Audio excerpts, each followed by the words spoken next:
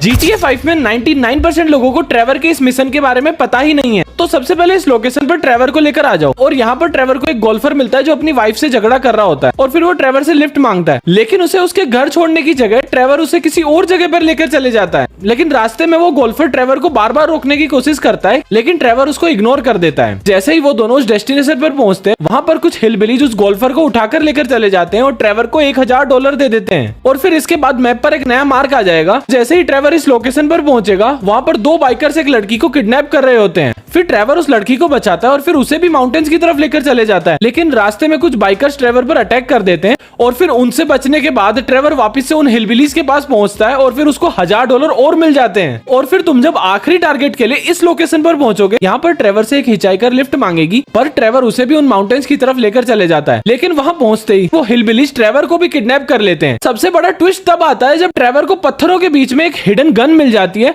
और जैसे ही ट्रेवर के हाथ में वो गन आती है, ट्रेवर उन सब हिलबिलीज को एक ही बार में खत्म कर देता है और इसी के साथ पूरा मिशन कंप्लीट हो जाता है।